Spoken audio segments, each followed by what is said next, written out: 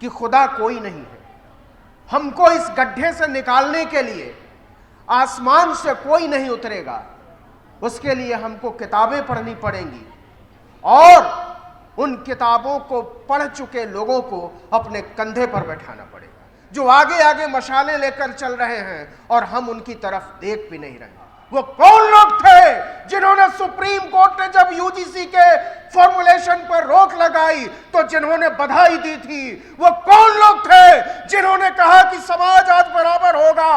वो कौन लोग थे जिन्होंने कहा था कि समाज के बराबर होने से यह देश टूट जाएगा? उन लोगों के चेहरों को पहचानने की जरूरत है, क्योंकि वो चेहरे तुम्हारे खून से चमक रहे हैं। बाबा साहब कोई बहुत सफल राजनेता नहीं थे, कोई सरकार उनकी पार्टी ने नहीं बनाई थी, लेकिन आज वो भारतीय इतिहास के महानतम पुरुष इस वजह से थे क्योंकि उन्होंने भारत के इतिहास के सबसे सही राजनीति का रास्ता दिखाया था। बुनियादी बात यह है कि हम किसी के खिलाफ नहीं हैं। तो जब हम बोल रहे हैं कि हम किसी के खिलाफ नहीं हैं, तो हम किसके खिलाफ नहीं हैं और किसके साथ हैं? अगर ये तय हो जाएगा तो लड़ाई बड़ी साफ हो जाएगी। इस हॉल में जितने लोग भी बैठे हुए हैं, ये बड़ी खुशी की बात है कि इसमें आधी से ज्यादा महिलाएं हैं। तो जिस हॉल में आधे से ज्यादा महिलाएं हैं, समझ लीजिए कि हमने पूरी लड़ाई जीत ली है।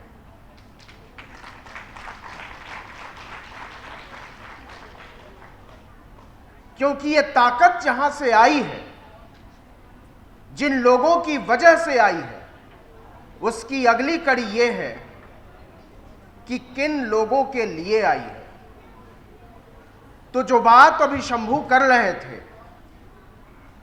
कि हम इस वजह से पीछे रह गए क्योंकि हमको लोगों ने बताया नहीं था कि आगे जाने का रास्ता क्या होता है।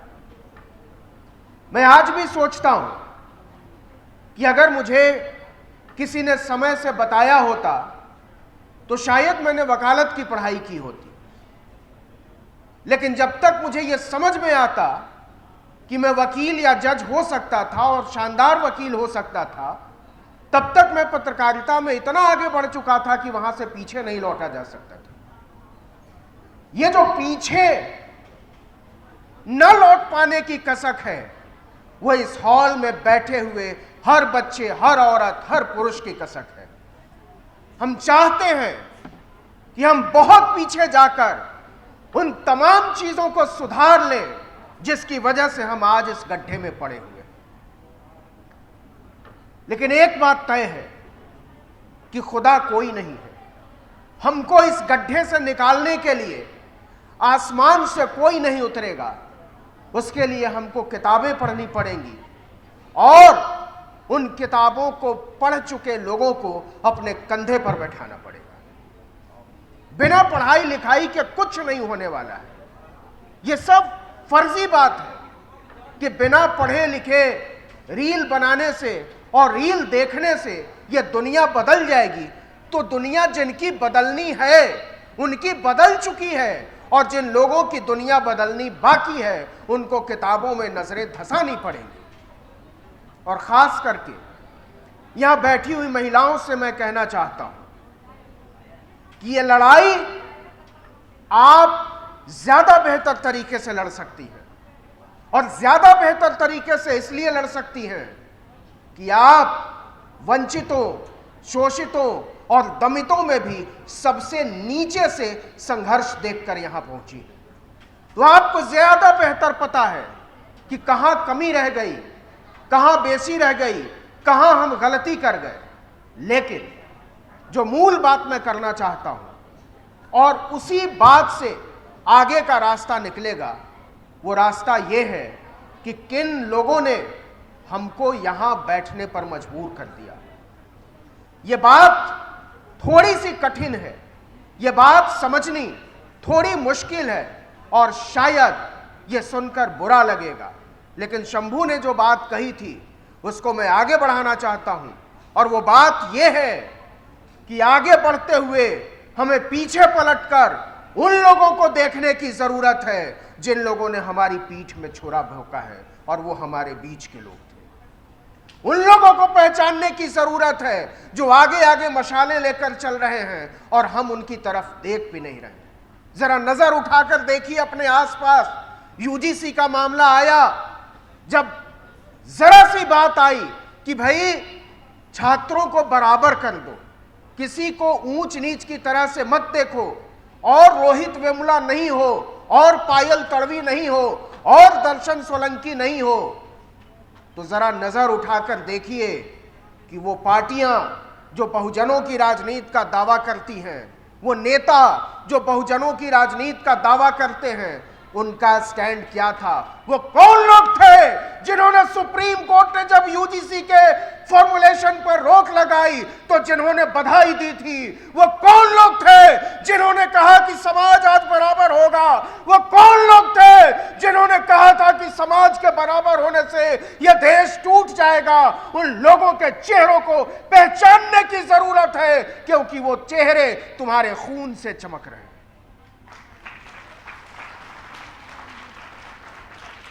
ये बात कड़वी है, लेकिन ये बात कहनी पड़ेगी।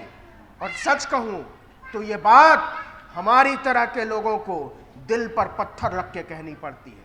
हम नहीं चाहते ये कहना, हम नहीं चाहते ये बोलना, हम नहीं चाहते इस तरफ सोचना, लेकिन हमें ये बात इसलिए कहनी पड़ रही है, इसलिए सोचनी पड़ रही है, इसलिए बोलनी पड़ रही है कि जिन लोगों को हमने अपनी जुबान बनाया था, उन लोगों ने हमें धोखा दिया है, उन लोगों ने हमें ठगा है।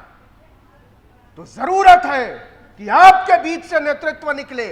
जरूरत है उन लोगों के तरफ देखा जाए जो लोग सचमुच में मशाले लेकर चल रहे हैं। उन लोगों में के बीच से अपना नेता चुना जाए जिनमें हमें भरोसा होता है। वो चेहरे आप हो सकते हैं, वो चेहरे इस हॉल के बाहर हो सकते हैं, वो चेहरे वो हो सकते हैं जो टेलीविजन के पर्दे पर नहीं चमकते, वो चेहरे वो हो सकते हैं जो संसद में नहीं चमकते, वो चेहरे वो हो सकते हैं जो विधानसभाओं में नहीं चमकते, वो चेहरे हमारे बीच दमकते हैं।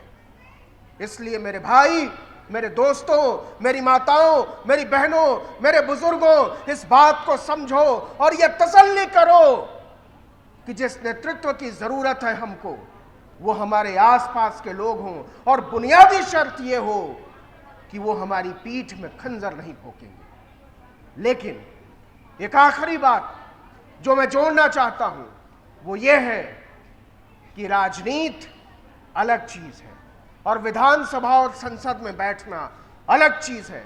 इसके बीच में जब तक हम लोग अंतर नहीं करेंगे तब तक हम हारते रहेंगे। हमने अपनी राजनीति गलत की, इसलिए हम यहां तक पहुंचे। बाबा साहब ने जो रास्ता दिखाया था, बाबा साहब ने राजनीति का रास्ता दिखाया था। बाबा साहब कोई बहुत सफल राजनेता नहीं थे, कोई सरकार उनकी पार्टी ने नहीं बनाई थी, लेकिन आज वो भारतीय इतिहास के महानतम पुरुष इस वजह से थे क्योंकि उन्होंने भारत के इतिहास के सबसे सही राजनीति का रास्ता दिखाया था। तो हमको अपने बीच से राजनेता चुनने होंगे, सांसद विधायक उसके बाद चुनेंगे, तब सही रास्ता हमको मिलेगा। हमारे बीच के लेखक, हमारे बीच के कवि, हमारे बीच के पत्रकार, हमारे बीच के चिंतक, उन लोगों को बचाना होगा। बचाओ उन लोगों को जो लोग तुम्हारी बात करते हैं, बचाओ उन लोगों को जो तुम्हारा इतिहास लिखते हैं, बचाओ उन लोगों को जो तुम्हारी कहानियां लिखते हैं, बचाओ उन लोगों को जो तुम्हारी कविताएं लिखते हैं। उन तमाम लोगों को बचाने से तुम्हारी दुनिया अपने आप बच जाएगी। इसलिए जरूरत है कि इस धरती को बचाने के वास्ते इस देश में साफ हवाओं को बचाया जाए, इस देश के पहाड़ों को बचाया जाए, इस देश के नदियों को बचाया जाए, इस देश के खेत खलिहानों को बचाया जाए। आज नजर उठाकर देखो किन लोगों के खेत खलिहान उजाड़े जा रहे हैं। वो कौन लोग हैं जो पर्वतों के नीचे रहने वाले आदिवासियों को उजाड़ रहे हैं? वो कौन लोग हैं जो हमारे हाथों से किताब, कॉपी और कलम छीनकर हमारे माथे पर, हमारे कंधों पर बोरियां रख देना चाहते हैं? ये हारे हुए सपनों के खिलाफ एक जिंदा लड़ाई है। यह जिंदा लड़ाई केवल जिंदा लोग लड़ सकते हैं और इस जिंदा लड़ाई के खिलाफ खड़े उन तमाम लोगों को किनारे किए जाने की जरूरत है जो लोग इस लड़ाई को कमजोर कर रहे हैं। और आखिरी बात जो मैं कहना चाहता हूं कि ये ताकत जो हमारे हाथों में है, वो जोम जो आपके कंधों में है, वो चमक जो आपकी आंखों में है, वो हमारे साझे सपनों की वजह से है। हम सब लोगों को उन सपनों को जोड़कर, उन रास्तों को जोड़कर एक साझे मंजिल की तरफ बढ़ने की जरूरत है। यह केवल आरक्षण की लड़ाई नहीं है मेरे भाई, यह केवल हिस्सेदारी की लड़ाई नहीं है मेरे भाई, मेरी माओ, मेरी बहनों, मेरे बुजुर्गों, मेरे दोस्तों, ये लड़ाई उन सपनों की लड़ाई है जो सपने इस मुल्क के आसमान पर चमकते हैं। यह उन सपनों की लड़ाई है जो तुम्हारी आंखों में, मेरी आंखों में, हम सब की आंखों में चमकते हैं। यह उन सपनों की लड़ाई है जो इस धरती को खोदकर दफन कर दिए गए हैं। तो उठाओ बेलचे, खोदो इस धरती को, निकालो अपने सपनों को और टांक दो आसमान में उन सपनों के खिलाफ खड़े हर वो लोग, हर वो संगठन, हर वो दल, उसको चिन्हो, उसको पहचानो, उनको हाशिए पर फेंको, एक नई राजनीति खड़ी करो, एक नया जीवंत समाज बनाओ, एक नया सपना बुनो। इन सपनों की साझेदारी में आप सबका स्वागत है। बहुत बहुत शुक्रिया। दस्तक की आपसे गुजारिश है कि अगर इसको बचाना चाहते हैं तो नेशनल दस्तक को सब्सक्राइब करने के लिए रेड कलर के सब्सक्राइब बटन को दबाएं, फिर बेल आइकन की घंटी दबाएं। नेशनल दस्तक को बचाने के लिए बहुत जरूरी है कि हर खबर को शेयर करें, लाइक करें, कमेंट जरूर करें।